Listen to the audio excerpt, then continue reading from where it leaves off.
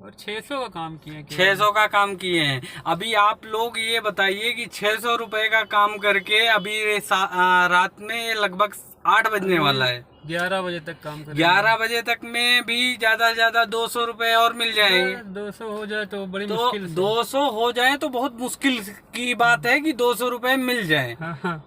मतलब आदमी का इतना बुरा कंडीशन करके रखा है। ये ओला, उबर, रैपिडो एंड ड्राइव सब में आदमी मर रहा है भाई, किस्त नहीं भर पा रहा है, किस्त का पैसा नहीं। लोगों को रख दिया एकदम पागल। क्या करेंगे, ईएमआई कैसे भरेंगे गाड़ी की, कैसे क्या होगा, पेपर खर्च कैसे निकलेगा। अब ये ना तो सरकार देख रही है, ना तो ओला उबर को फर्क पड़ रहा है। वो तो सीधा सीधा नाट रही है। भैया इसे में कैसे चलाएगा आदमी, कैसे काम करेगा, किस कंडीशन में आदमी जिएगा भाई।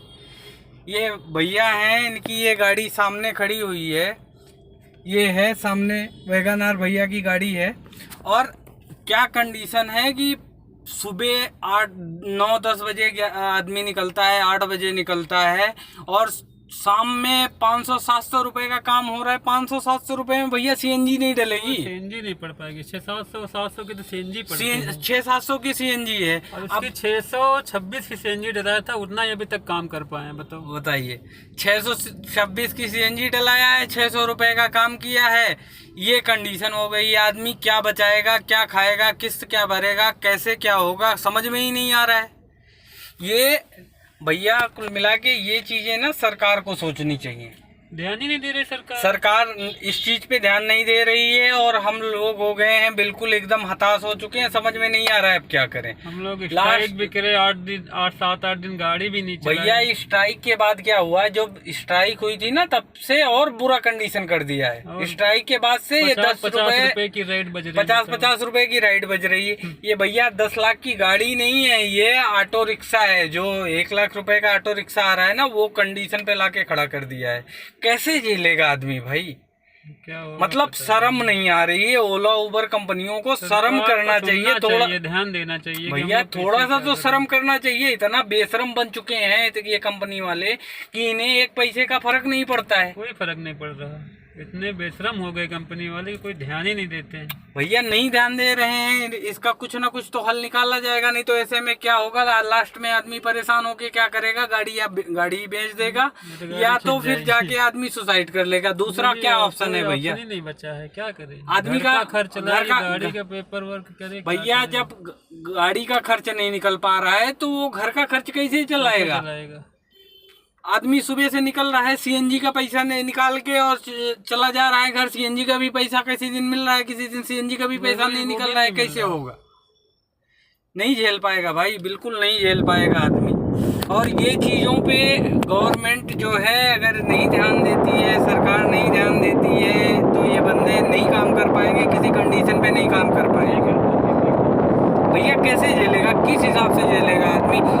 210 रुपए की राइड देता है, 20 किलोमीटर जाना है। अगर बंदा जाम में फंस गया तो वो पूरा क्या रेट में पड़ेगा, 5 रुपए किलोमीटर भी नहीं पड़ेगा। 1 घंटे अगर गाड़ी जाम में फंस गई कैसे चली जाएगी, जाम में कोई फायदा नहीं है। ये कंपनियों को क्यों समझ में नहीं आ रहा है। ये ओला उबर के आंधी हो चुकी है, या एकदम से ये मतलब दिमाग में रख लिया है कि आदमी काम करे या बाढ़ में चला जाए, कोई फर्क नहीं पड़ता है। कोई फर्क ही नहीं पड़ रहा, क्या करें, सुन ही नहीं रहा, कौन सुनेगा पता नहीं। कौन सुनेगा, वही चीजें तो नहीं समझ में आ रही। आदमी करे क्या, आदमी के पास में कोई लास्ट ऑप्शन बच ही नहीं रहा है। आदमी मजबूरी में इसमें वो कर रहा है।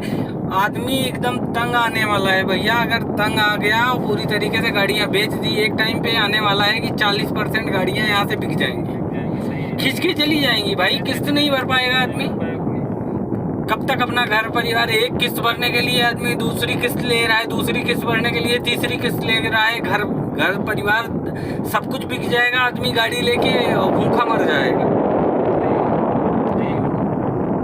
ये कंडीशन में पहुंचा के रखा है,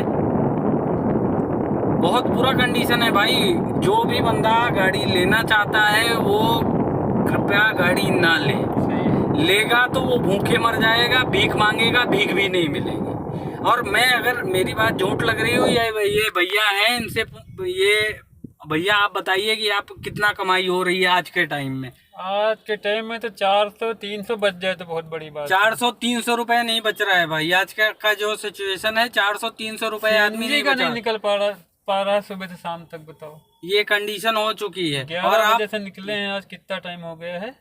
7-8 बज गए होंगे। 7:30-8 बज रहा है। सोच लो, कोई मतलब नहीं निकल रहा है भैया। कोई भी गाड़ी लेने से पहले 100 बार ये चीजें सोच ले कि आदमी गाड़ी लेगा तो वो झेल नहीं पाएगा, घर से घर और खेत सब बेचना पड़ेगा तब EMI पूरी कर पाएगा। इसलिए भैया गाड़ी बिल्कुल मत लीजिए। मैं आपसे यही कहना चाहूँगा, ओला उबर कंपनी के भरोसे आप गाड़ियाँ मत खरीदिए। और गाड़ियाँ खरीदोगे तो आप किसी कंडीशन में सरवाइव नहीं कर पाओगे। नहीं होगा, दूसरा कोई काम ढूंढ लो भाई। इससे बढ़िया भैया ठेला लगा लो यार। ठेला लगा लोगे सुकून में रहोगे। 1000 रुपए 500 रुपए बचा लोगे। लेकिन अगर आप 10 लाख फंसाने के बाद की गाड़ी से हम लोग तो ठीक, तो ऑटो वाले हैं। हाँ ऑटो वाले काम कर रहे हैं। बिल्कुल सही बात है। 8-10 लाख की गाड़ी लेके बताओ, हम लोग 500 रुपए नहीं कमा रहे हैं। क्या है लाइफ? क्या लाइफ को कहाँ पे पहुँचा दिया है, क्या बना दिया है, समझ में ही नहीं आ रहा है। चलो भैया ठीक है, आगे देखा जाएगा क्या होता है।